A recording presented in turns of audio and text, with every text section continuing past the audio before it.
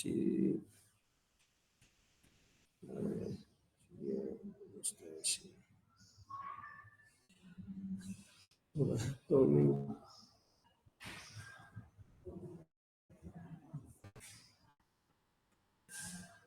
Ya. Bueno, hoy vamos a ver acerca del manejo delicado de tejidos y ya de un solo también vamos a ver ovarectomía. Lo que sí quiero es que graben en 2 tiempos la clase, para que no sea muy extenso y puedan verlo.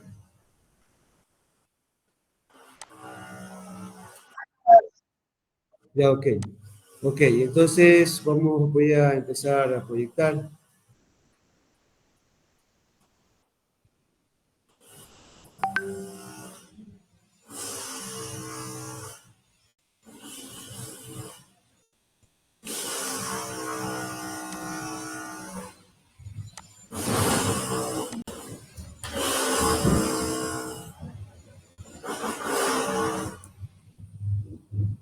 Si pueden ver, ¿verdad?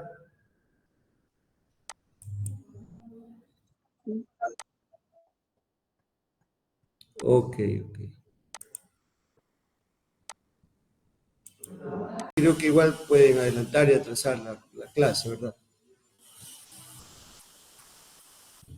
¿Cómo sería mejor en este caso?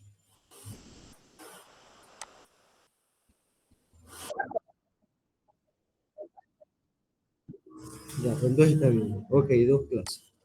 Bueno, hoy vamos a hablar acerca del manejo delicado de tejidos. Cualquier interrupción o falla en internet me comunican, ¿sí? Es importante el manejo delicado de tejidos en todos los procedimientos quirúrgicos, ya que si nosotros hacemos un manejo inadecuado, si nosotros, por ejemplo, maltratamos los tejidos, hay más probabilidades que haya una ISQ, hay probabilidades de que cicatrice en mayor tiempo y pueda arruinarse los puntos, puedan salirse, puede haber una dehiscencia, puede haber mallagaduras, puede haber necrosis, y como les decía, puede haber una ISQ. Entonces es necesario que desde el principio, desde el prequirúrgico, nosotros ya comencemos a manejar bien los tejidos, tanto en el prequirúrgico, en el acto quirúrgico y después de la cirugía, en el postquirúrgico. Entonces, si nosotros tenemos un buen manejo de tejidos, vamos a tener éxito, ¿sí?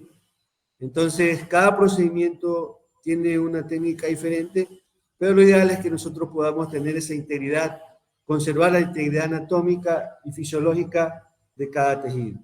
Entonces, esto se lo hace a través de muchas maniobras, por ejemplo, a través del manejo delicado con las pinzas, a través del manejo de la anestesia, incluso del rasurado. Vamos a ver más adelante algunas cosas que nos van a ayudar.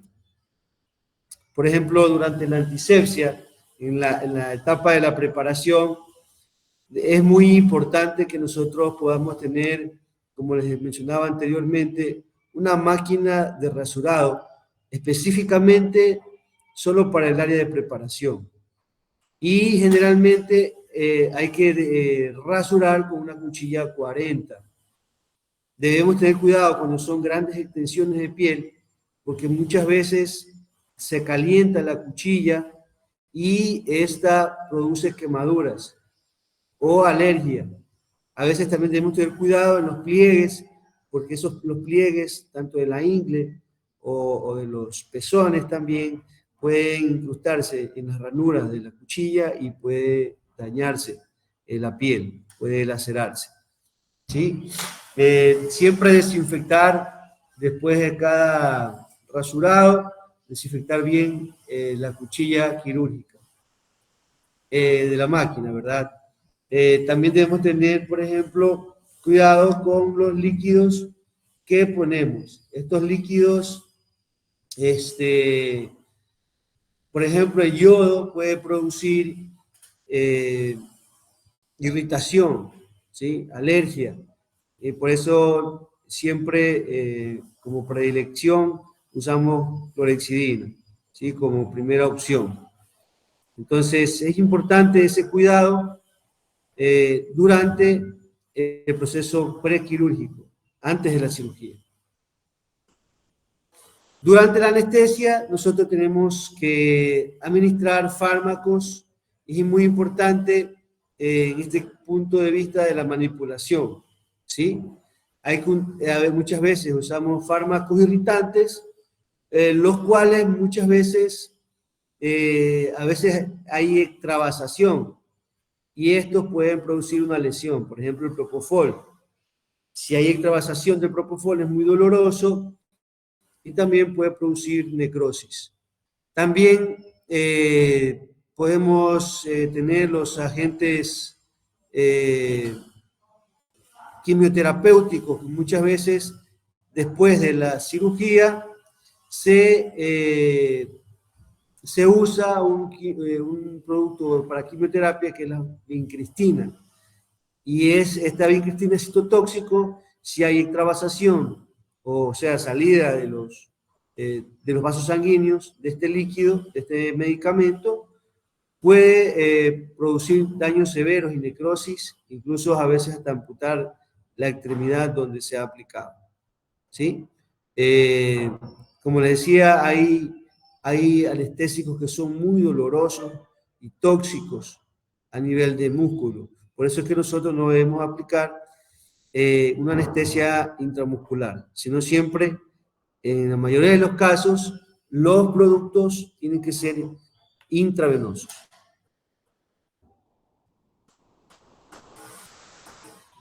Es importante saber escoger también el material quirúrgico, o sea, el instrumental que nosotros vamos a usar durante los procedimientos, ¿sí?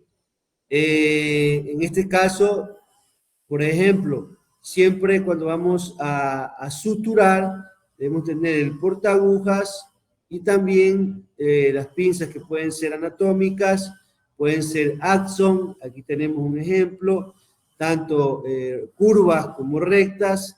Hay Axon que son lisas sus puntas, hay otras que son, como vemos acá, corrugadas, que para poder anclarse al tejido. Muchas veces las que son lisas es un poquito más complicado. Yo prefiero usar las que tienen corrugadas la punta porque me ayuda a sujetar bien el tejido, ¿sí? Para tejidos densos como la piel se manejan con pinzas con dientes, ¿sí? O estrías, en este caso, como les decía. Y en tejidos más suaves, como las vísceras, se usa una punta lisa. También aquí tenemos, por ejemplo, la pinza de Bakke. Tenemos también instrumentales para estabilizar, por ejemplo, cuando nosotros vamos a manipular un tejido de piel, podemos usar esta pinza, que es la Alice, que nos sirve para dermis interna. También tenemos la de Rochester-Karman. La de Rochester-Karman, la ventaja, nos sirve para ovoesterectomía, es que tiene unos dientecitos que va a dar seguridad. Muchas veces podemos prensar o hacer hemostasia en un vaso sanguíneo o algún tejido y tienden a soltarse de la cremallera estas pinzas. En cambio, esta de la Rochester-Karman va a tener estabilidad, ¿no?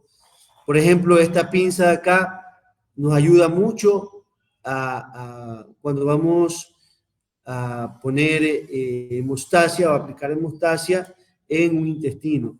Generalmente cuando hacemos las enterectomías o sacamos una parte de intestino, podemos poner estas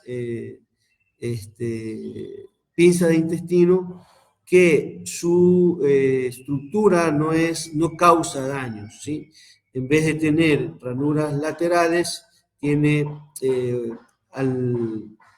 tiene ranuras que no son tan pronunciadas a lo largo de la pinza, ¿sí? Tenemos también, por ejemplo, la de Backey, nos ayuda para cirugías de cavidad superior, ¿sí? Y también esta aquí es muy usada, la Satinsky. Generalmente esta curvatura nos ayuda a poder coger vasos sanguíneos o arterias cuando vamos a suturarlas. A veces hay cuando estamos sacando o extirpando algún órgano a nivel de cavidad torácica, como pulmones o lóbulos de los pulmones, y hay grandes vasos que hay que suturarlos.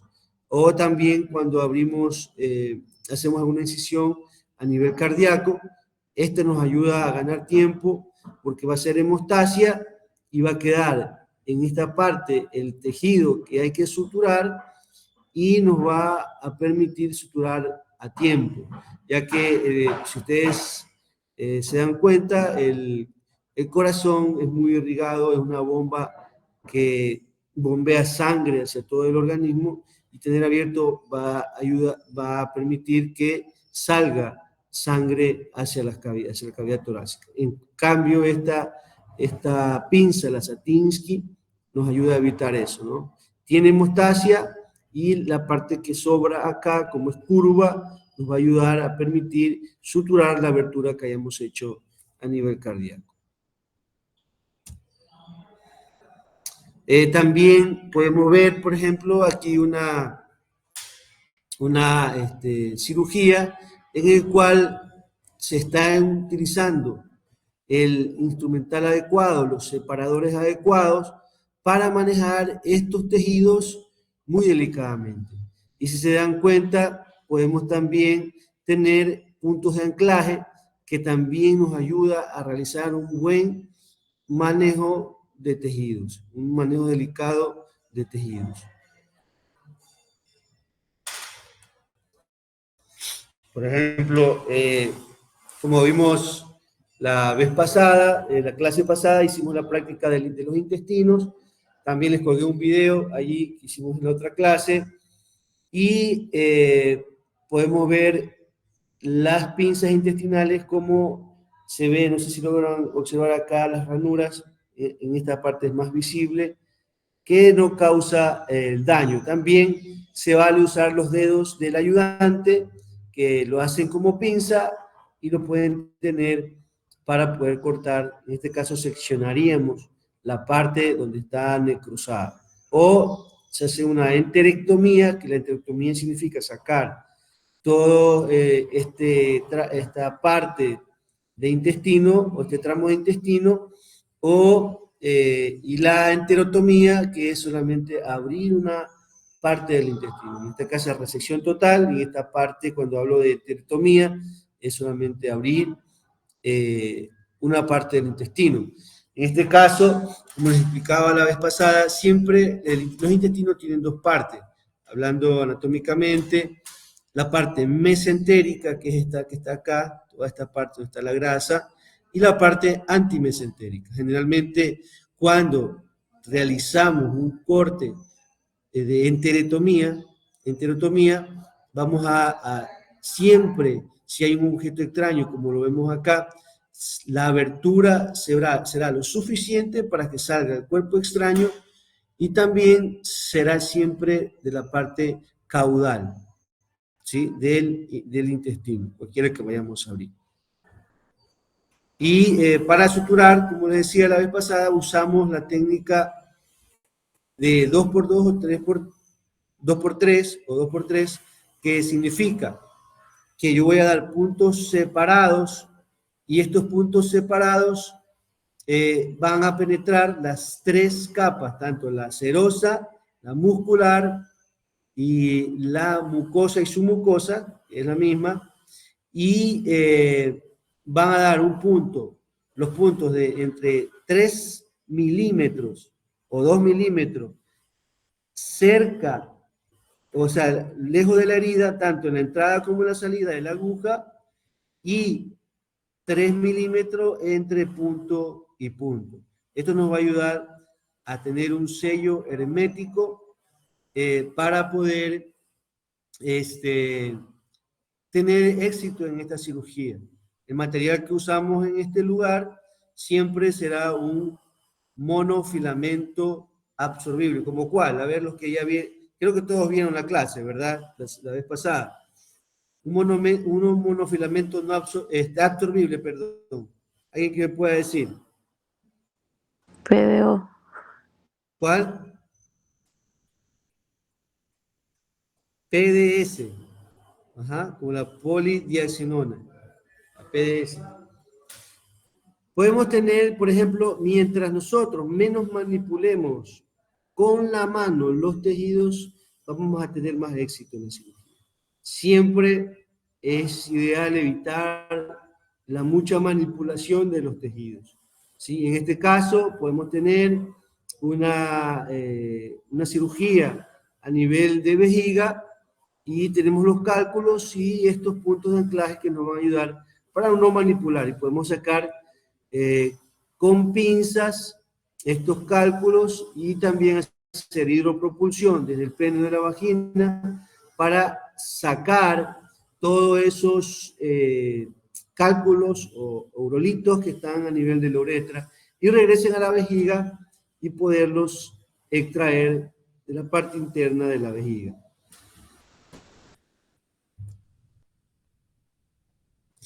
El manejo delicado durante la incisión es muy fundamental, ¿no? Es un fundamento quirúrgico por excelencia.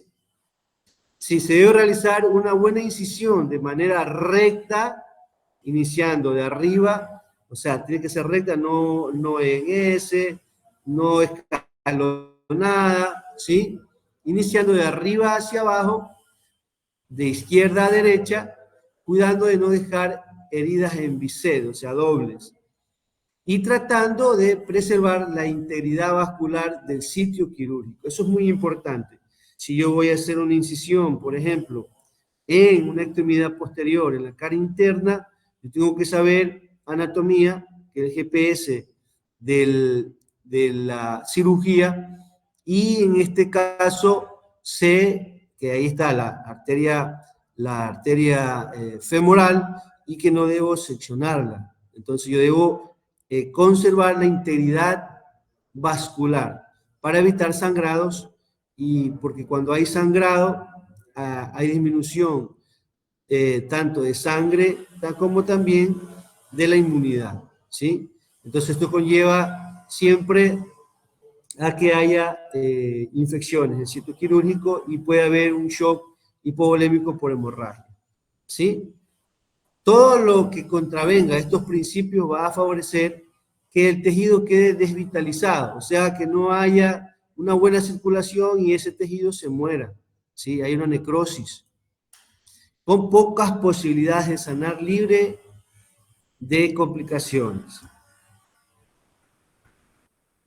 Bueno, también durante el manejo de tejidos, durante el procedimiento quirúrgico, nosotros debemos realizar la hemostasia adecuada.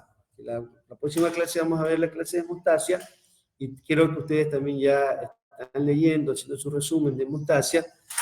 Y hay hemostasia secundaria y primaria y debemos saber si la clasificación podría ser una hemorragia interna, una externa, puede ser una hemorragia venosa o arterial o capilar.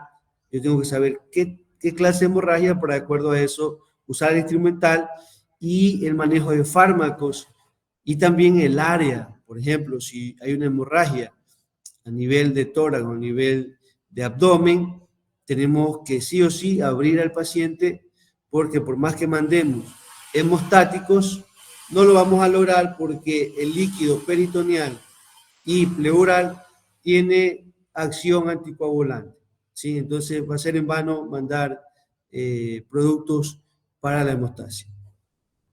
Ayuda un poco, pero no va a lograr cerrar esos vasos que están abiertos. Debe ser durante el procedimiento quirúrgico es necesario necesario realizar una hemostasia meticulosa.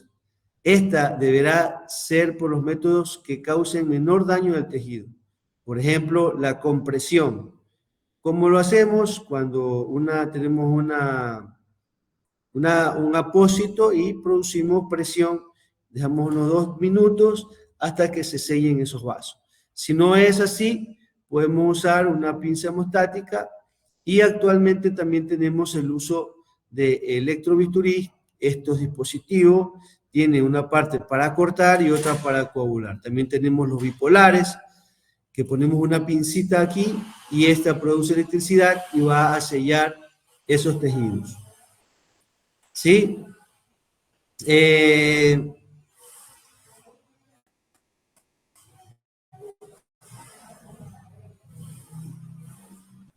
Generalmente, como les decía, cuando usamos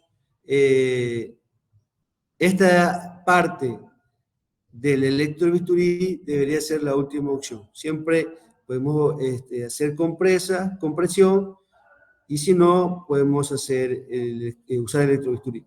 Porque el electrobisturí también nos ayuda bastante, ¿no? Porque si yo tengo un vaso sangrante, voy a usar menos cantidad de hilo absorbible y voy a manipular menos el tejido y solamente voy a sellar ese punto donde está el vaso sangrante. Ahora, claro, depende. Generalmente se usa más para capilares y venas que no son, que sea una arteria o una vena de mayor calibre, sí o sí tenemos que usar la ligadura, ¿sí? Usar hilos de sutura para poder ligar este vaso sangrante. El manejo delicado durante la sutura, eso también, por eso les mandé a hacer un tutorial de suturas. En este caso, debemos tener cuidado en la selección del material de sutura, el cual tiene que ser atraumático. Ajá. En esto se logra prefiriendo el material que venga incorporado en la aguja. ¿Se acuerdan la vez pasada? En la clase pasada que yo les dije que había unas agujas que venían con en la cabeza, las 3 partes, la cabeza, el cuerpo y la punta. En la cabeza tenían unos agujeros para poner los hilos, pero lo ideal siempre tiene que usemos material que ya viene incrustado el hilo en la aguja. Este es un hilo, una aguja traumática, ¿no? La aguja debe estar con su punta intacta. Muchas veces cuando la piel es dura o manipulamos con las pinzas, podemos tener la tendencia de doblar la punta. Siempre debe estar intacta para que rompa con facilidad o se meta entre los tejidos, como en el caso de la cónica, para que podamos manipular de una forma adecuada a los tejidos, ¿sí? Un punto de especial importancia es que en el momento de suturar no se dejen espacios muertos. ¿Qué es un espacio muerto? Es la cantidad de tejido que queda sin suturar o que queda abierto y donde se puede acumular líquido. En este caso, siempre debemos tener puntos de aproximación. Si yo en este caso no hiciera, si pueden ver esta herida, puntos de aproximación, probablemente ese espacio que está acá abajo se va a llenar de líquido. Eso es un espacio muerto, un espacio que no está coaptado, que no está unido a otro y en el cual hay la posibilidad de que se llenen de líquido, ¿sí? En este caso, si dejamos un espacio muerto, lo más probable es que se forme un seroma y por consiguiente no hay una buena cicatrización, ¿sí? Y también podemos tener la posibilidad de tener una ISQ, ¿no? Las ISQ pueden ser superficiales, profundas y orgánicas, ¿no? En este caso puede comenzar con una ISQ superficial, después va a afectar a otros tejidos y probablemente puede llegar a la cavidad. Entonces, debemos tener mucho cuidado. Otro tips importante en el momento de hacer los puntos es no apretar la sutura sobre la piel. No debemos causar demasiada presión, porque con el tiempo, después de la cirugía, el siguiente día, comienza la etapa de la cicatrización. Y entre ellas hay un proceso inflamatorio. Este proceso inflamatorio puede ser que haga romper los puntos, o sea, en este caso el tejido, y la herida comienza a tener una dehiscencia o a abrirse y vamos a tener que suturar de nuevo. También la presión muy fuerte de los puntos produce dolor. Por lo tanto, el paciente se va a romper los puntos, se va a sacar los puntos, ¿sí? No va a apretar sutura sobre la piel, ya que esto favorece a la isquemia. Produce desvitalización de los tejidos, ¿sí? Y por consecuencia hay un desgarro, como decía. Puede haber necrosis. Si hacemos todos los puntos apretados, habrá necrosis a nivel de toda la herida, ¿sí? Sobre todo se debe elegir el tipo de material de sutura, es muy importante. Por ejemplo, ¿qué tipo de aguja, como ya vimos la semana pasada, puedo usar en piel? ¿Alguien que me diga? ¿Qué tipo de aguja puedo usar en piel? Redonda. Incorrecto. Traumática. Traumática. Ajá, traumática. ¿Por qué? Porque va a ser más fácil, porque es un tejido duro para poder pasar. Si yo paso una aguja que sea redonda, voy a tener que hacer más presión y al manipular más fuerte este tejido. Lo ideal es que pase el bisel rápido y puede ser en 1 o 2 tiempos, como veíamos en los puntos simples, para cerrar. ¿Qué tipo de material? O sea, hablando de composición química, del hilo podemos usar en piel. De polipropileno. Polipropileno. Ajá, ¿por qué? Porque es no Porque absorbible. Ajá, y si yo pusiera un absorbible allí, un trenzado, por ejemplo, ¿qué pasaría? Se necrosaría porque ¿Por qué? necesita el hidrólisis para cicatrizar. Ajá, esa es una. Pero si lo pongo un trenzado, ¿qué tiene la trenza? ¿Qué tiene Se capacidad? quedarían las bacterias ahí. Ajá, tiene capilaridad. ¿Sí? Se encriptan las bacterias y pasan hacia adentro. ¿Sí? Por eso debe ser un monofilamentoso siempre, ¿no? Monofilamentoso, no multifilamentoso. Además, un hilo absorbible, ¿qué produce a nivel de los tejidos? Perdón, un absorbible. ¿Qué produce en los tejidos? inflamación. Inflamación, exacto. ¿Por qué? Porque los glóbulos blancos van a fagocitar, ¿no? Y hay una reacción inflamatoria. Entonces, siempre lo ideal es usar material monofilamentoso no absorbible. Ni siquiera la seda quirúrgica porque es multifilamentosa y puede producir capilaridad.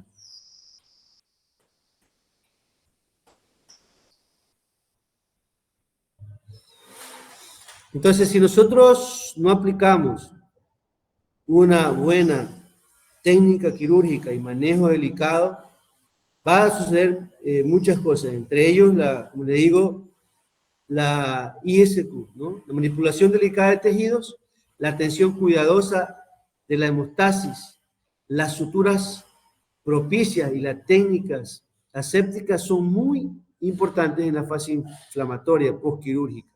La mala manipulación puede traer como consecuencia un granuloma, como lo ven acá. Esto es un granuloma, ¿sí? Postoperatorio, por contaminación de la herida o por talco de los guantes, material de sutura no absorbible dentro de los tejidos, por ejemplo, como la seda, el algodón, que además producen una reacción de como cuerpo extraño, ¿sí? Dentro de la cirugía. Algo que me olvidaba también es que en la hemorragia, si hay hemorragia, yo no puedo visualizar bien los tejidos. Si hay hemorragia, la sangre es un caldo de cultivo bacteriano que va a favorecer a que se reproduzcan las bacterias. Si hay sangrado, puede haber un shock hipovolémico. El sangrado también trae inmunodepresión, ¿sí? Entonces, es importante poder manejar la hemorragia, ¿no? Y podemos ver que existen 3 tipos de ISQ, ¿no? Infección incisional superficial, lo vemos acá, ¿no? Incisión incisional profunda, ya llega a los músculos, y orgánica cuando llega a la cavidad abdominal, ¿no? O torácica. Si se dan cuenta estos puntos como se están abriendo acá, es porque no ha habido un buen manejo, ¿no? Acá también, ¿qué ven aquí en esta parte? La que estoy señalando con el botón rojo. ¿Qué ven? Mucha presión de los puntos y espacio Exacto. muerto. Inflamación. Mucha presión de los tejidos. Probablemente esto se va a salir, se va a romper, porque se van a necrosar los puntos. En la anestesia es muy importante la elección correcta de los agentes anestésicos. Como les decía anteriormente, no podemos usar anestésicos intramuscularmente. La mayoría se deben usar intravenosos, porque son dolorosos, ¿sí? Y puede producir también lesión y necrosis, ¿sí? Puede producir necrosis en los pacientes. Es muy importante la elección correcta del tipo de anestesia y el anestésico para cada operación, para cada paciente. Sin un choque neurogénico y morir. Ahora, no solamente es no usar medicamentos irritantes, sino también que yo debo saber aplicar un proceso, un protocolo, un plan anestésico que tenga el triángulo. ¿Cuál es el triángulo según la triada de Gray? Que debe tener un protocolo anestésico adecuado. Hipnosis, relajación muscular. Relajación muscular. Y anestesia, o sea, analgésico. Ser analgésico. Anestesia, exacto. No olvidarnos de esa triada, aunque existen más, ya existen actualmente, por ejemplo, la amnesia, el bloqueo regional, y hay otras cosas, ¿no? Pero entre ellos sí, debe ser una anestesia balanceada. ¿Y cómo yo logro hacer una anestesia balanceada? ¿Me pueden decir? A ver.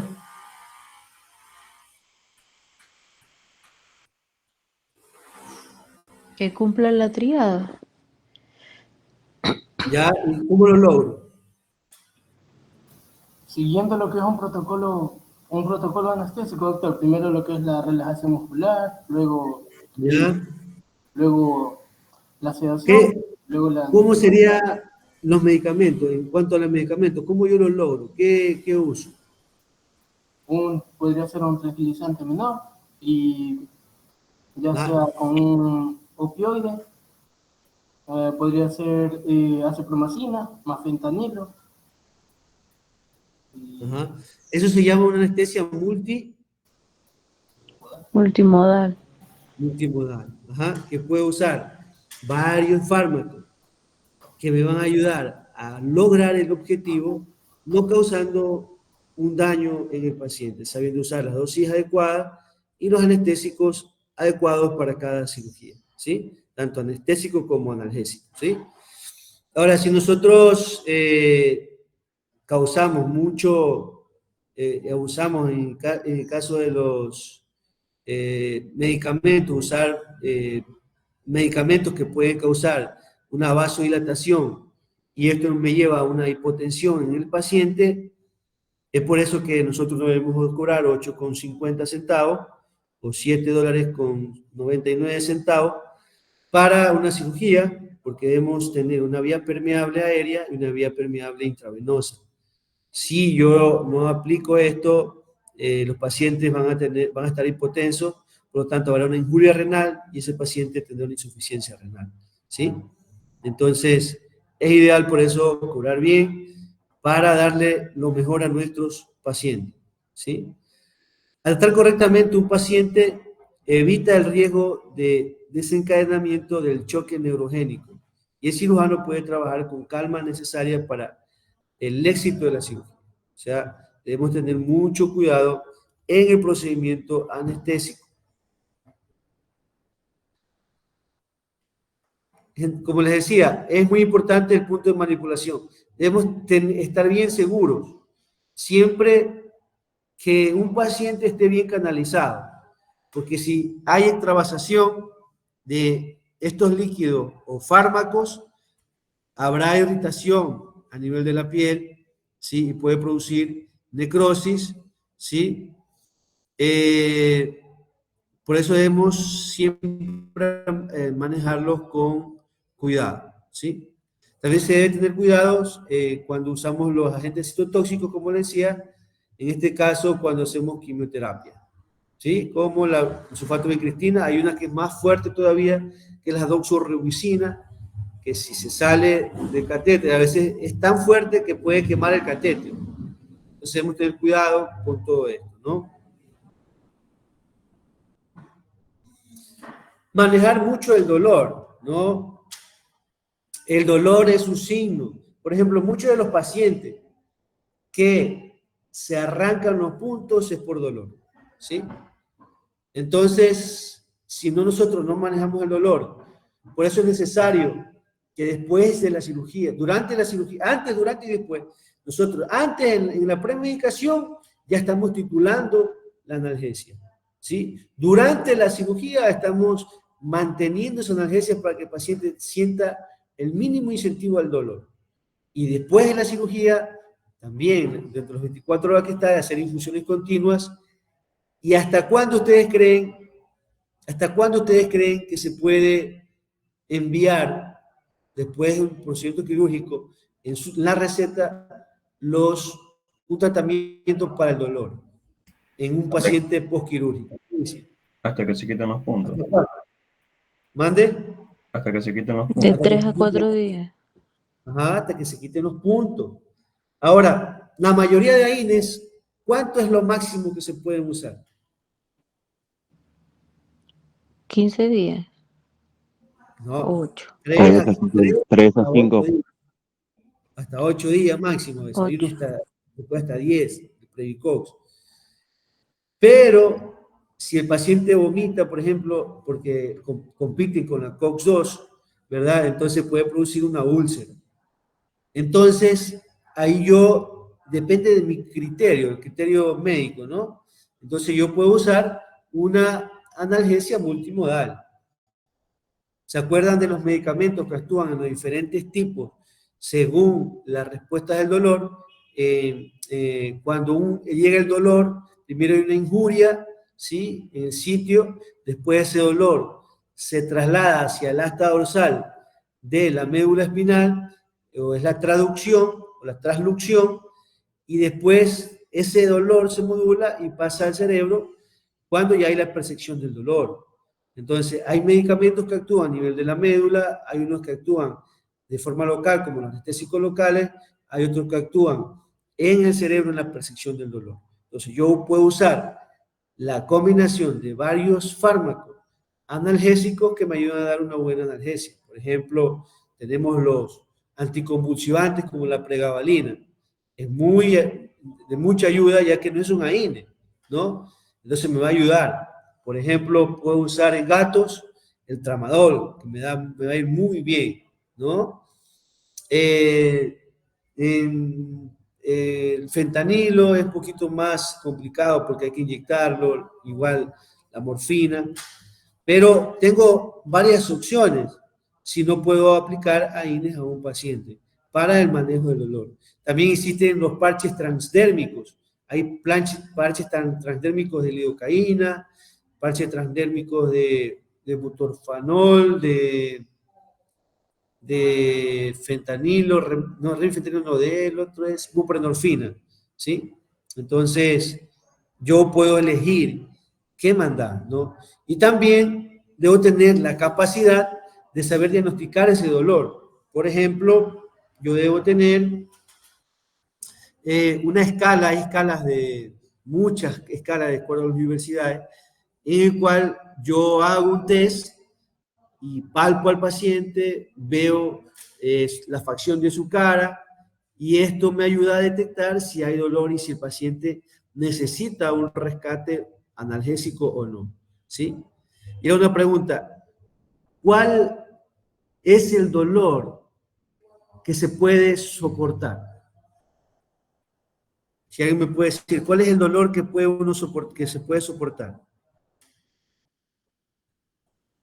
El dolor A ver, somático. no. A ver, ¿cuál más? El crónico. ¿Usted puede soportar un dolor crónico? Hay personas que viven con dolor. Hay personas, ¿no? Pero no se puede soportar, ¿no? ¿Cuál? A ver. Ninguno. El único dolor que puede soportarse es el dolor ajeno, ¿no? Porque no estamos conscientes. Oiga, cuando usted ve a alguien que tenga cálculos renales, usted compadézcase. Yo lo he sentido y ha sido tanto el dolor que muchas veces incluso la manifestación del dolor son los vómitos. Yo vomitaba del dolor, ¿sí? No se lo deseo a nadie. Entonces, es ideal que podamos nosotros diagnosticar ese dolor, ¿no?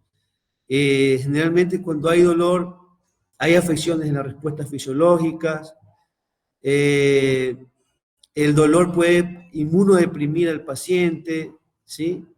Cambia la conducta del animal. Un paciente que viene traumatizado, debe tener cuidado en el momento de manipularlo. Si o lo atropellan o lo muerde otro, el paciente te va a morder porque cambia su conducta, ¿sí? Y debemos ver la respuesta al tratamiento. Siempre, como le digo, hay escalas de Glasgow, escalas de diferentes universidades, incluso hay una aplicación que uno puede bajar para gatos, que uno viendo las facciones, como si los bigotes están parados, están caídos, todo eso le damos una puntuación y esa aplicación sale si necesita o no necesita un rescate analgésico al paciente. ¿Sí? Como dice, en la mayoría de los casos es mejor empezar tratamiento analgésico antes de que aparezca el dolor. O sea, ¿en qué parte, en qué etapa podemos empezar con el tratamiento del dolor? En la premedicación. La premedicación, sí, exacto. ¿Sí? Entonces, porque muchas veces hay dolores mal adaptados que aunque pongas lo que pongas, no va a pasar. Hay algo que se llama, es muy exagerado, que se llama la alodinia. Entonces, dolor a veces que no pueden ser tratados. Debemos evitar eso. ¿Sí? La eficiencia de la analgesia preventiva se relaciona con detener, atenuar el impulso, la descarga de los impulsos aferentes a la médula espinal. Como les decía, una vez que recibe la injuria, debemos evitar que llegue al asta dorsal de la médula espinal, ¿no? Para que no haya esa estimulación del dolor, ¿sí? El tratamiento preventivo debe continuarse con un tratamiento de mantenimiento programado, lo que ya les decía. Después de la cirugía, ¿cuántos días voy a aplicar? ¿Qué voy a aplicar? Por ejemplo, tramadol en perros no me sirve, ¿no? Porque no tiene tantos receptores. Actualmente incluso hasta el cannabis lo podemos usar como protocolo de tratamiento. Y generalmente, como les decía anteriormente, ¿no? Podemos usar un tratamiento multimodal, de acuerdo a cada técnica, depende de la técnica quirúrgica, el área, ¿sí? El área quirúrgica, ¿sí? Para que me ayude. Y antes hablan sobre el dolor somático, hay dos tipos de dolor, ¿no? El dolor somático tiene que ver con músculos, piel, articulaciones, ¿sí? Eso es somático. El dolor, el otro dolor visceral es a nivel de órganos, huecos, a nivel del abdomen, ¿sí? Los tratamientos analgésicos más actuales son diseñados para proporcionar una analgesia adecuada y recuperación más rápida de la funcionalidad normal, ¿no? Entonces debemos tener siempre cuidado. Aquí tenemos muchas combinaciones que podemos usar. Tenemos ya la posología, la vía de administración, tenemos butorfanol. Todo esto de aquí son opioides, ¿sí? Tenemos también para interrumpir los impulsos neurales, o sea, antes que llegue hasta la asta dorsal de la médula espinal, tenemos los anestésicos locales, como la lidocaína, bupivacaína, ¿sí? La morfina, que es un opiáceo. Estos bloqueos los podemos usar nosotros a nivel regional también, ¿no? En este caso, a nivel epidural, a nivel espinal. O también bloqueando ciertas regiones, como por ejemplo, bloqueando el nervio femoral, bloqueando los plexos braquiales en la extremidad anterior. Sí, la nociceptora, generalmente la sensibilización, por ejemplo, tenemos los AINES. Ahí tenemos toda una, con sus dosis, se las pueden copiar, porque igual les voy a mandar la diapositiva. Y están contraindicados en algunos. Por ejemplo, en gatos es un poquito complicado aplicar el carprofeno, ¿sí? ¿Sí? Solo se lo aplica de forma líquida, ¿no? Y generalmente no está autorizado. Pero yo prefiero no usar el carprofeno, el Rimadil, ¿no? No lo uso en gatos. Le da muy bien con el meloxicam. ¿Qué más podría ser? También no puedo usar el paracetamol, no puedo usar en gatos, ¿sí? Porque causa intoxicación en los gatos, ¿no? No lo pueden metabolizar bien. Tampoco puede usar lidocaína en gatos. Aunque hay controversias de acuerdo a la dosis, hay unos que lo usan, ¿no? Pero yo prefiero no usarlo. Tenemos también otros tratamientos que se han provocado en dolor crónico. Se puede incluir fármacos antivíricos, ¿sí? Como amanditirina, fármacos antipilépticos, o sea, los anticonvulsivantes, como le digo, son muy buenos. La gabapentina, ¿sí? La gabapentina y hay otro, se me va ahorita de la mente, pregabalina también es muy, muy bueno. Los antidepresivos también pueden ayudar. En gatos, como le digo, también podemos usar mucho el tramadol. El tramadol es muy bueno en gatos. Aunque en perros sí lo podemos usar, pero con otros analgésicos. En el momento de la incisión, el manejo delicado de tejidos. Recuerden que estamos hablando manejo delicado de tejidos. La incisión, el procedimiento que consiste en realizar un corte a nivel de una capa tisular a través de un instrumento cortante. En este caso usamos un bisturí, también podemos usar un electrobisturí, y la fuerza ejercida que yo voy a dar en ese corte depende del tejido. No voy a dar aplicar demasiada fuerza en un tejido donde haya vasos sanguíneos, por los cuales lo puedo seccionar. Debo tener mucho cuidado. Lo que hacemos a veces es solamente abrir la piel y con las tijeras ya ir debridando, ¿sí? En este caso, la Messenbaum, podemos usar la tijera Mayo, la recta, la curva, y hay tijeras que son especializadas solamente para piel, ¿sí? Esto permite crear una zona de penetración en el organismo animal para acceder hasta la zona a tratar. En función del órgano que queremos abordar, la incisión se localizará de diferentes sitios, ¿sí? Entonces, incluso, por eso que yo debo saber anatomía. Si yo voy a hacer una cirugía a nivel abdominal y voy a hacer en estómago, yo tengo que abrir solamente en esa área, desde el ombligo hacia craneal, ¿sí? Si yo voy a activar un vaso desde el ombligo hacia caudal, ¿sí? Entonces debo tener mucho cuidado. Si voy a hacer una incisión para hacer una boresterectomía, hay unos que le hacen desde el esternón hasta el pubis, y es demasiado grande esa herida, ¿no?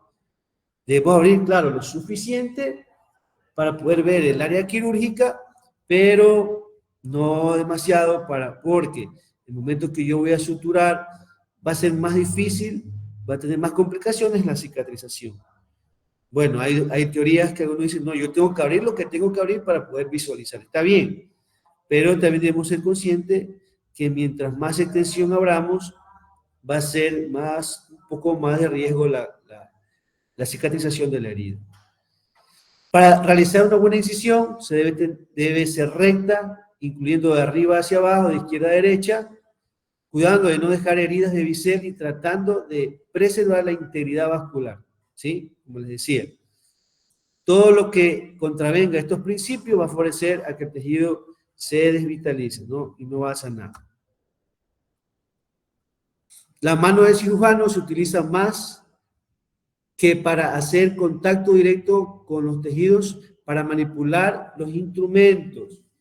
Sí, es verdad, hay puntos que se pueden dar con la mano, no estoy diciendo lo contrario, pero evitar en lo máximo con las manos coger los tejidos, porque vamos a causar lesión. Por eso nosotros tenemos que coger los instrumentos. Ese día algunos les corregía que estaban pasando la aguja, pero no tenían una pinza de apoyo que les ayude, como una Adson, una anatómica, para poder tener esas dos fuerzas y poder pasar más rápido el instrumental quirúrgico. El mango de bisturí, por ejemplo, puede ser número 3, hoja de 11 y de 15. Las tijeras Litauer de 15, 14 centímetros, que son instrumentales que podemos usar, ¿no? Tijera de Lister, generalmente también podemos usar. Tijera de mayo recta de 15 centímetros, la curva, depende del procedimiento quirúrgico, ¿no? Y ya sabemos cómo se coge el bisturí, ¿no? En forma de cuchillo de mesa, en forma de arco de violín, en forma de lápiz, ¿sí? Y en colocación de penrose, ¿sí? Contra aberturas, en este caso, ¿sí? Hay clasificaciones, ¿no? De las incisiones. En este caso, podemos tener a nivel del eje del cuerpo, pueden ser longitudinales o verticales. También pueden ser transversales o horizontales. Pueden ser oblicuas, pueden ser opuestas o de colgajo. Después también espero que podamos alcanzar a dar la clase de colgajo para que también puedan, colgajos y trasplante de piel, para que puedan también tener por lo menos la base de eso. Las formas pueden ser incisiones rectas, incisiones curvas, incisiones mixtas, fusiformes, semicirculares, arciformes y en forma de L y de J. Entonces, todo depende del tipo de técnica quirúrgica o área anatómica que yo vaya a incidir, ¿sí? La profundidad pueden ser superficiales, pueden ser profundas. En cuanto a superficiales, pueden afectar la piel, tejido celular subcutáneo, en ocasiones fascias, ¿sí? Por ejemplo, cuando se va a hacer traqueostomías.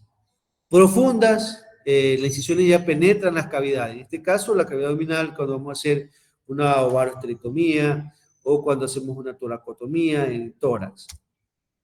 Y aquí tenemos los diferentes nombres de las incisiones. Tenemos, por ejemplo, esta de acá es la de Kosher, ¿sí? Generalmente una incisión de 10 centímetros a 4 centímetros por debajo del borde costal derecho. paralelo al mismo para las intervenciones de las vías biliares. En este caso, vemos por anatomía que el hígado está en esta área, ¿verdad? Y voy a incidir acá. También puedo hacer una recta, ¿sí? Pero esta me va a dar más facilidad de poder penetrar. También hay unas que son combinadas, que doy recta y bajo con una de Kosher, ¿verdad? Para poder acceder a las vías biliares, a la vesícula o al colédoco, para poder hacer cirugía, ¿no? Incisión de Medina, ¿sí? En este caso, respeta el ombligo y hay una curvatura para evitar que pueda afectar el ombligo. Generalmente en perros y gatos usamos bastante la que es recta, ¿sí? Como yo les decía, a nivel del abdomen hay una línea que se llama la línea alba, en la cual no tiene irrigación y los músculos, las vainas de los músculos terminan en esta área para que no haya sangrado y podamos acceder rápidamente al abdomen, ¿sí? En este caso, acá podemos hacer en perros, en machos es diferente, ¿no? La hembra no tiene el pene acá abajo, pero porque es hembra, ¿verdad? Y el macho, tenemos que respetar la línea alba, va en este sentido, y para poder evitar dañar el prepucio, ¿verdad? Lo que hacemos es hacer una curvatura para poder acceder, generalmente en esta área, accedemos a vejiga, próstata, a colon, ¿verdad? Recto, para cuando vamos a hacer algún procedimiento quirúrgico. Generalmente los monórquidos tenemos que hacer este tipo de incisión. Cuando hay cálculos en perros, machos, tenemos que hacer este tipo de incisión. Aquí hay una vena y arteria que tenemos que suturar para evitar sangrados. Tenemos, bueno, diferentes tipos de incisión, la de McBurney, ¿sí? Tenemos también la de Battle, ¿sí? Que está de acá. Generalmente, bueno, esto está más en humano, pero la de Lance también tenemos, ¿sí? Tenemos la de la Paramedium, que está acá.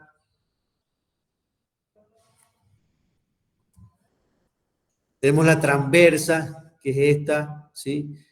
Generalmente esta la hacemos, se puede hacer cuando hay cirugías para extirpar el riñón o para extirpar adrenales también. Ahí tenemos el de Rutherford, Morrison, ¿sí? La de Lance, por ejemplo, la 5 aquí, esta es la de Lance, ¿sí? La de Morrison es la 8, está acá, ¿sí? Bueno, hay diferentes tipos de sutura. Por ejemplo, de incisión. Cuando vamos a hacer nosotros un abordaje para ovariohisterectomía, hay dos técnicas. Puede ser la medial y puede ser la lateral. En este caso, se mide siempre, medimos la cresta ilíaca y podemos también medir el trocánter mayor, ¿sí? Hasta la costilla, y lanzamos una línea hacia el pezón, penúltimo pezón, y hacemos una incisión en esta área. Y generalmente en el lado derecho va a estar, o en el lado izquierdo va a estar el ovario, ¿no? Entonces es importante, como les decía, manejar los tejidos, ¿no? Esto es uno de los principios de Halsted, hacer una técnica correcta, quirúrgica, manejar adecuadamente los tejidos, ¿sí? Aquí, por ejemplo, para lograr una exposición de órganos o tejidos posterior a una correcta técnica de hemostasia, se realizan procedimientos que consisten en la separación de los tejidos y su retracción. Es importante también poder usar un instrumental adecuado para la separación. No vamos, como les digo, lo que menos debemos usar son las manos. Pero existen maniobras que vamos a realizar para separar los tejidos. Por ejemplo, yo hablo un abdomen, y debo tener ese abdomen abierto para poder observar y poder manipular, ¿sí?, los tejidos que voy a hacer, que voy a operar, o a seccionar, o a extirpar. En este caso, yo puedo usar los separadores. Hay separadores que vamos adelante a verlo, estáticos, hay dinámicos, que me van a ayudar, es como otra mano de otro cirujano, para poder visualizar el área quirúrgica. Entonces, tenemos separadores que nos ayudan de forma activa o pasiva. Un separador activo generalmente es aquel que es sostenido por un ayudante, ¿sí? ¿Sí? Y puede adaptarse de manera continua a necesidades de acuerdo a la cirugía, al cirujano. Y cuando tenemos un instrumental pasivo, este instrumento se fija durante el tiempo prolongado, durante toda la cirugía. Más adelante vamos a ver. Los separadores quirúrgicos, estos son los instrumentos que nosotros usamos para retraer las paredes de una cavidad o de un tejido. De esta forma podemos visualizar la región y ejecutar el procedimiento quirúrgico. Entonces podemos tener muchas funciones.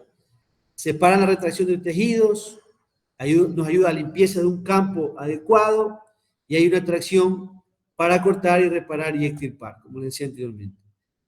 Los separadores de tejidos deben abarcar solo el tejido necesario, ¿sí?, sin brusquedad y con presión moderada en sus bordes. Por eso a veces podemos poner gasas para evitar que se dañen los tejidos. Entonces, podemos tener separadores dinámicos y estáticos, ¿no? Veremos que los dinámicos son manejados por un ayudante, es activo porque debe ser controlado por el ayudante y poseen mandos. Por ejemplo, el de Faraday, el separador de Sam Miller, podemos usarlo, ¿sí? Y en cambio los estáticos generalmente están diseñados para estar puestos durante toda la cirugía.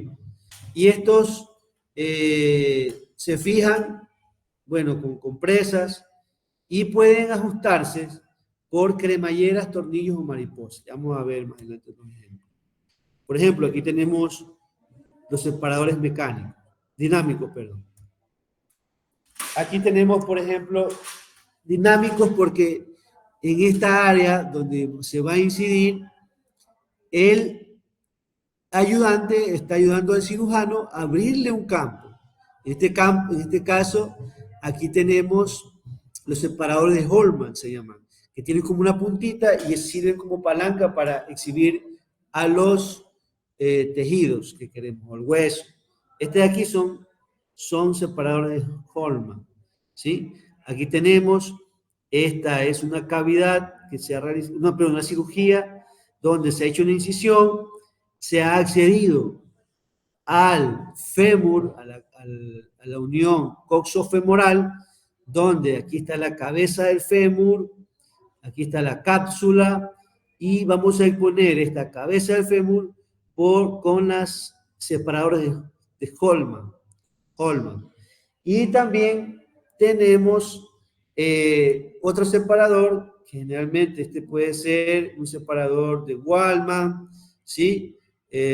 Axon, ¿sí?, que nos va a ayudar para tener un área donde podemos visualizar, ¿sí? Acá tenemos, recién empieza la incisión, están los músculos, tenemos los separadores que nos ayudan a llegar al área. Y generalmente, si se va a hacer por ejemplo, exéresis calcefémur, aquí se corta con una sierra oscilante o con una sierra de Gigli y sacamos la cabeza del fémur, ¿sí? Tenemos separadores de Faraday, que son los que más también usamos en procedimientos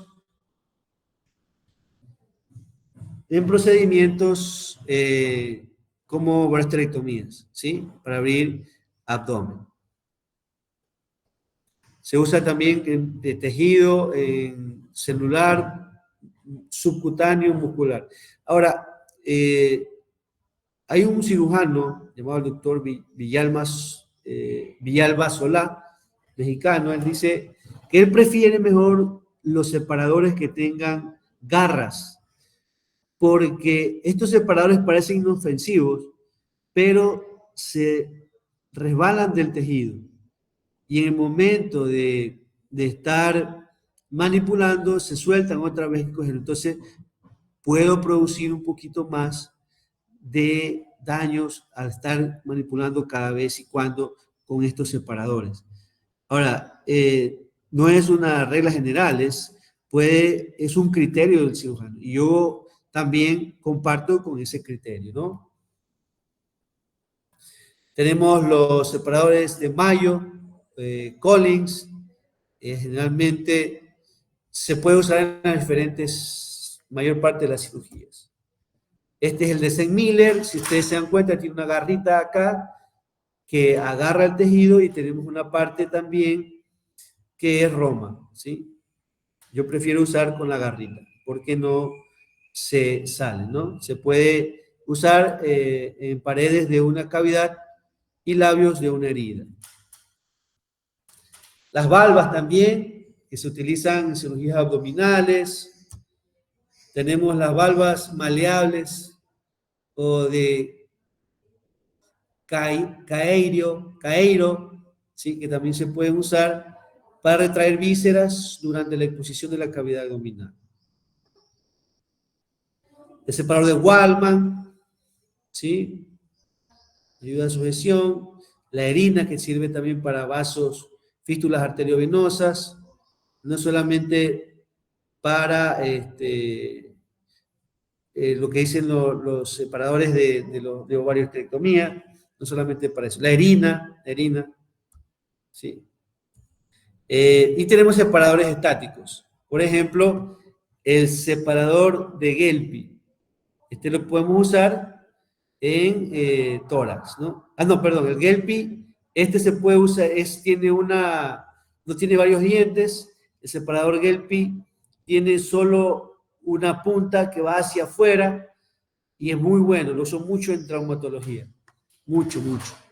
Tenemos el separador de Finocheto, que nos ayuda a abrir lo que es los intercostales, o sea, a nivel de las costillas, a nivel torácico. Tenemos aquí el Finocheto. También tenemos el separador de Whitliner, ¿sí? Nos ayuda en cirugías ortopédicas y abdominales. Este también se parece al otro, ¿verdad? A Whitliner. ¿Sí? También se llama separador de Adson, ¿verdad?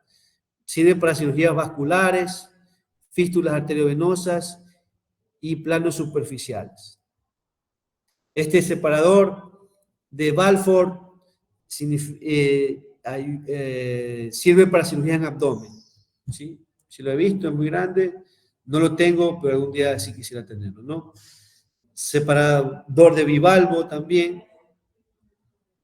Este es el de Finocheto, que actúa por cremallera, ¿sí? Te va a ir desplazando conforme vamos abriendo las costillas. El espéculo también es un separador que sirve también a nivel del recto o también a nivel vaginal.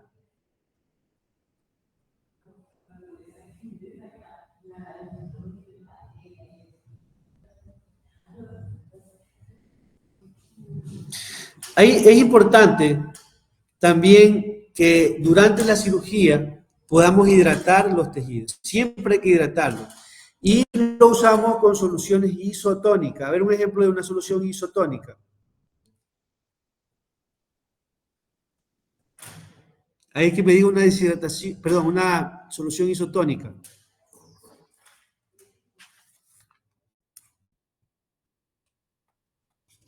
Cloruro de sodio. Cloruro de sodio, ¿sí? Puede ser la ring, puede ser la tuyo. El cloruro de sodio me ayuda. Porque muchas veces cuando yo tengo expuestos los tejidos, ya se ha mejorado bastante, ¿no? Pero las lámparas pueden producir deshidratación de los tejidos, ¿sí? Y al estar deshidratados, puede haber necrosis de las celulares, ¿no? Y va a retardar la cicatrización. Tengo que tenerlo, si se resecan también demasiado, pueden deteriorarse los tejidos. Y también puede haber proliferación bacteriana. Entonces, como el cloruro de sodio es bacteristático, ¿sí? Es una solución salina y nos ayuda también a proteger en ese sentido. Hay que manejar los tejidos sin brusquedad para evitar la producción de edemas, hematomas o adherencias. Si yo manipulo un tejido muy bruscamente, voy a tener todo esto. Si adherencias, hematomas, va a haber mucho dolor en el paciente después del procedimiento quirúrgico. En el caso de manipulación visceral, se tendrá especial cuidado para evitar que se desencadene el choque neurogénico, bueno, que se mencionó anteriormente. Se trata de mantener la temperatura corporal del paciente. Eso es muy importante. Muchas veces, cuando operamos al paciente, lo ponemos directamente en una mesa metálica y por conducción por conducción se puede pasar ese frío, como hay medicamentos que son vasodilatadores, ese frío se va hacia todo el organismo y es complicadísimo poder volver a la temperatura normal. Cuando la temperatura baja, los órganos no funcionan bien, ¿sí? No hay un buen metabolismo de los fármacos y el paciente puede morir por hipotermia. Se dice que se pierde rápido la temperatura, pero para poderla recuperarse, por cada hora se eleva 1 grado centígrado. Entonces, debemos evitar eso. Tampoco pasarnos demasiado poniendo mantas térmicas, porque es muy caliente, porque podemos producir quemaduras de tercer grado, pues primero, segundo, tercer grado en los pacientes. Evitar la prolongación de la intervención quirúrgica, hay que minimizar, ¿sí? En este caso, la deshidratación y el descenso de la temperatura. No ser demasiado tardados en el momento de la cirugía o tampoco demasiado rápido, porque si hacemos las cosas acelerados podemos cometer errores. No debemos manipular, repitamos de nuevo, de forma tosca los tejidos. Como le digo, ya esta manipulación engloba muchas cosas, ¿no? El manejo, como les decía, el usar las pinzas adecuadas, el instrumental de separación adecuado. Debe manipularse lo menos posible en la cirugía los tejidos, ¿no? Ahí vemos lo del bisturí. Se podemos ver ejemplo acá, ¿no? Este es un ejemplo de un paciente que ha tenido mal manejo de tejidos, ¿no? Se producen los hematomas, ¿sí? Y en los hematomas puede ser más desencadenante de una ISQ, ¿sí? Entonces, los sangrados, cuando no ha habido una buena hemostasia, hay que seleccionar las técnicas idóneas, adecuadas para manipular los tejidos, ¿sí? Seleccionar, por ejemplo, un hemostato más pequeño, ¿sí? Que sea capaz de llevar a cabo la hemostasia. Por ejemplo, si yo uso el electrobisturí, no lo debo usar de forma discriminada, porque si quemo todo el lugar donde la cirugía, estoy produciendo una quemadura del segundo o tercer grado, ¿sí?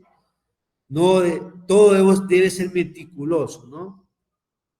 Aquí podemos tener los líquidos, ¿sí?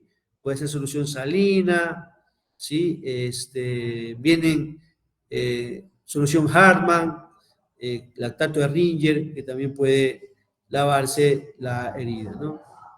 Para que no se desvitalicen los tejidos. La mala manipulación de tejidos puede traer como consecuencias contaminación de la herida, de los portacos de los guantes, materiales de suturas no absorbibles como lo seda, como lo usamos, como les decía, que no debe usarse. Y hemos terminado esta parte, ¿no? ¿Alguna pregunta en cuanto a los manejo de los tejidos? ¿Tiene alguna duda o algo que tengan que aportar?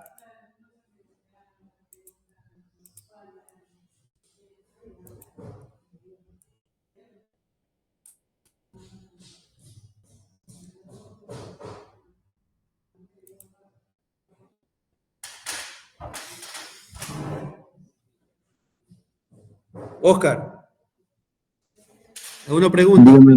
Dígame, doctor. ¿Alguna pregunta en cuanto a los manejos delicado de tejidos? ¿O alguna sugerencia, algún aporte que tengas? No, bueno, como observación lo que hacíamos acá, con respecto a lo que usted habló, era que acá lo que hacíamos era que con los hilos que sobraban de lo que era el ácido polglicólico, los utilizábamos para lo que era la sutura de la parte externa, y eso no era adecuado, como usted menciona. Entonces, eso ha quedado como observación que lo hacíamos acá y ya me queda como experiencia que no se debe realizar. Ok, gracias por su aporte. Milenka.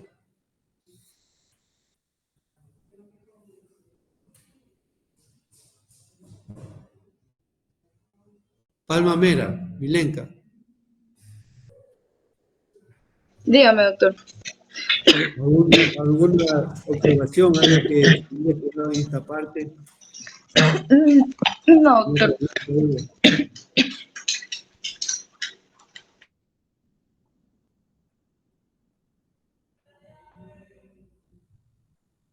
Doctor, una duda. ¿Por qué se respeta mucho lo que es el ombligo en la incisión medina o mediana? Porque el ombligo ha sido el lugar donde ha estado conectado a la placenta y está muy irrigado y hay una grasa umbilical, ¿sí? Y ese produce mucho sangrado en el momento de cortar, por eso. Listo, doctor. Ok. Bueno, Doctor, entonces, dígame, sí. usted mencionaba que la lidocaína no se puede utilizar en gatos o que no era recomendable. Ajá. Entonces, ¿qué otro Sí. anestésico local le aplicaría en un caso? O sea, intravenosa más bien. Local sí se puede usar, pero intravenosa no, la lidocaína. Y de Local manera sí, local es intravenosa, recomendable. entonces, Endovenosa no. ¿cuál podría ser su reemplazo? Para endovenosa, el tramadol, por ejemplo, tramadol podemos usar en gato. Muy bueno. Doctor, entonces si la lidocaína no se puede usar en gatos, entonces ¿qué protector cardíaco usarían en gatos? Hay otras opciones, en realidad no se me viene alguno a la mente, pero no. Y además en gatos es menos probable, sí, es menos probable que haya, pero anomalía cardíaca, pero sí la hay, ¿no? Como son bien impredecibles, pero sería mentiroso decirle algún protector que se pueda usar. Tendríamos que preguntarle al doctor Iván para el cual podemos reemplazarlo en gatos. Aunque, como le digo, hay anestesistas que sí usan en gatos en dosis, microdosis, ¿sí? ¿Alguien alzó la mano? Sí, yo, doctor, con lo que dijo Milenka, no se podría reemplazar con amiodarona como antiarrítmico, ¿no? De pronto, pues, pero digo, se me escapa ahorita decirle si sí o no, ¿no? Pero podríamos hablar, ¿no? Pero yo digo que sí. A ver, a veces también la lidocaína la usamos como agua bendita, ¿no? Para todo. Pero si usamos un buen plano anestésico que no va a afectar al paciente, más bien la lidocaína la usamos siempre como preventivo. Pero si usamos un buen protocolo, no va a pasar nada. No necesariamente siempre tenemos que poner lidocaína en un protocolo anestésico. No es siempre, ¿no?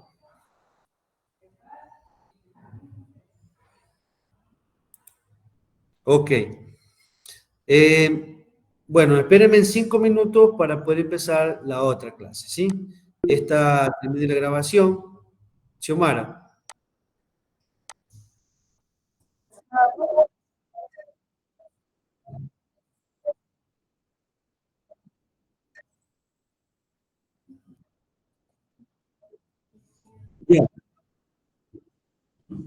Ya, termino y ahí, terminamos y ahí yo le envío, ¿ya?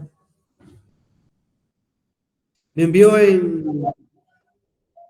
envió, lo que pasa es que solamente puedo mandarle voy a ponerle el logo de pronto y la firma electrónica, porque no tengo para imprimir en la clínica. Ya, yo le envío.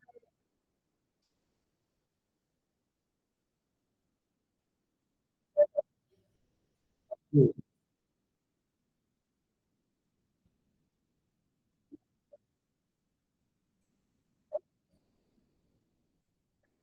No puede, no. Tiene que buscar otro. Sí. Sí, ok. Ya, en 5 minutos empezamos. Ahorita voy a tratar de hacer eso de la firma para enviar. Envíenmelo de nuevo, por favor.